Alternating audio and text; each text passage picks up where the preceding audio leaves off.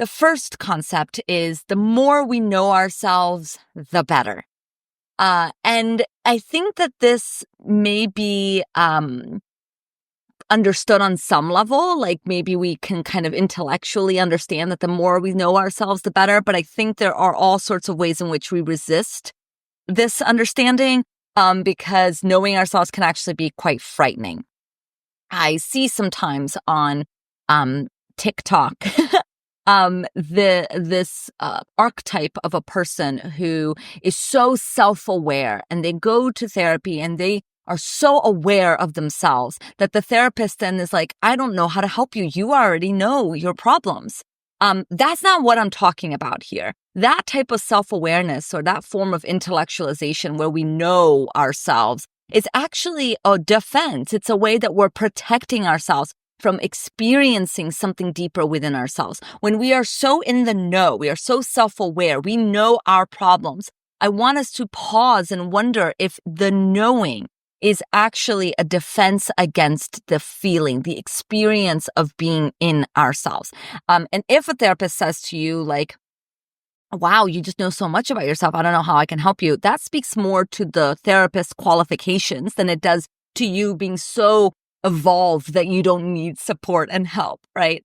But I think that that's a kind of common misunderstanding when I'm talking about knowing ourselves, that we then think that that means that we have to develop this type of intellectualization.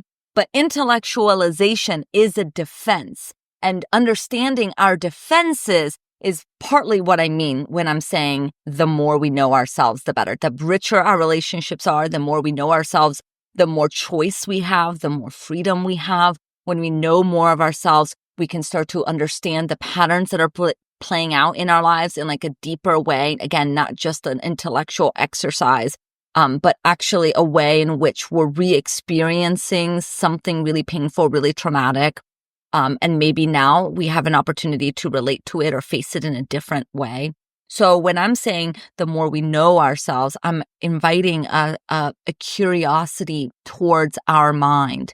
And that can actually be very frightening for some of us because we have all sorts of ways in which we try to not know ourselves, and we call that a defense. So the first kind of part of this idea of the more we know ourselves, the better, that I want to break down is that, the creator or the originator of this idea of psychoanalytic psychotherapy, Sigmund Freud, part of what made his ideas so revolutionary is that he proposed an idea about the mind that says that we actually don't know so much of ourselves, that there is much of ourselves that we just don't know.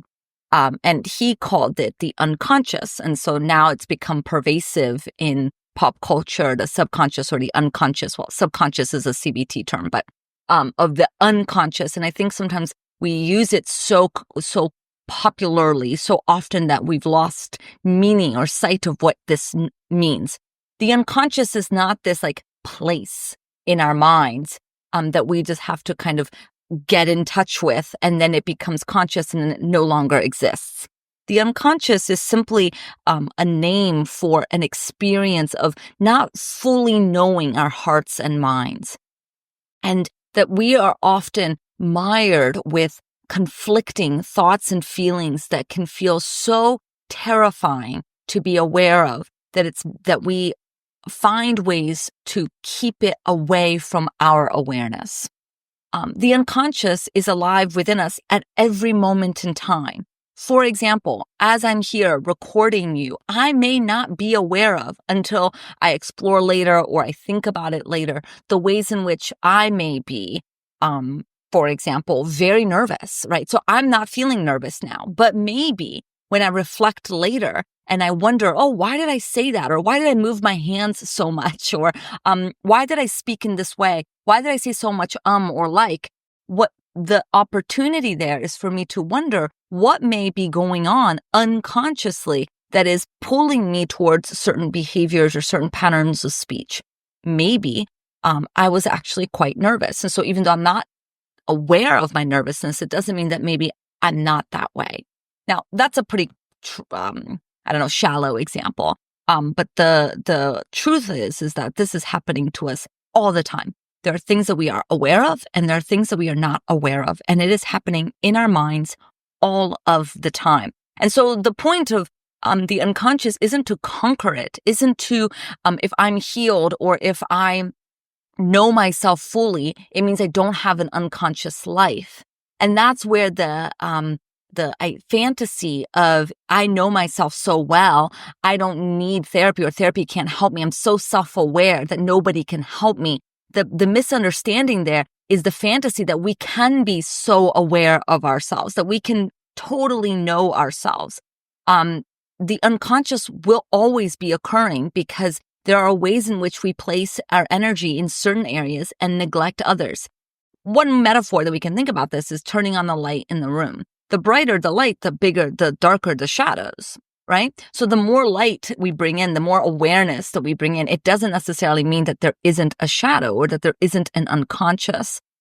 It is just to say that the unconscious is always there. There are always shadows. There are always things that we just don't know of ourselves. It's not meant to be this terrifying proposition. It's meant to help us have a little bit more compassion for why we may be re-experiencing or replaying certain patterns in our lives unknowingly, like unbeknownst to us. Yes? So the idea of the unconscious isn't meant to be now this idea that the perfectionism in us latches onto to promote this way of having to know ourselves so fully so that we have no unconscious. It's more that this is a phenomenon that happens in our minds. There are things that we know about ourselves, and there are things that we don't know about ourselves. And part of what psychoanalytic psychotherapy or therapy in general or other types of kind of self-work ideas, part of what the opportunity is to expand what we know of ourselves so that we are not surprised by certain unconscious processes.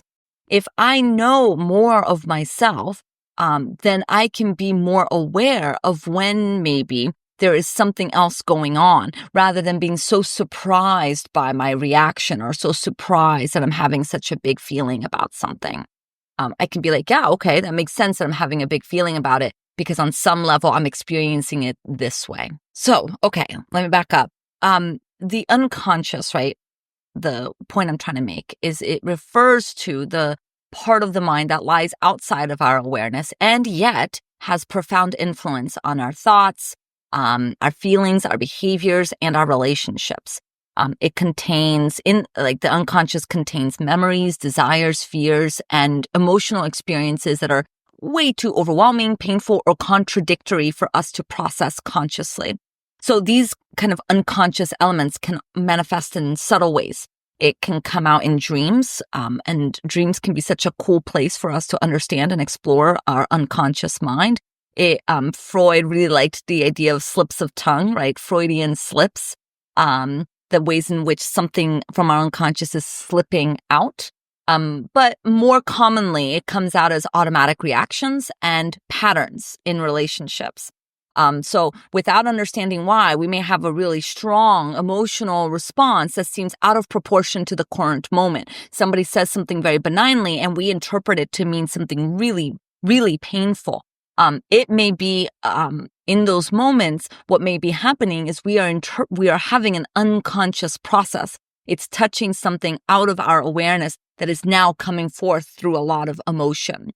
And so, the more that we can understand our hidden motivations and conflicts that are kind of shaping our inner lives, we gain greater insight, we gain greater emotional freedom and the ability to make more intentional choices. So the more that we can get curious about the fact that there are things that we don't know about ourselves, and the more that we can then allow ourselves through either support or through journaling or through meditation, through exploration of dream work, through creative writing, there's all sorts of ways that we can start to expand and get in touch with our unconscious. We start to maybe develop more freedom in our lives.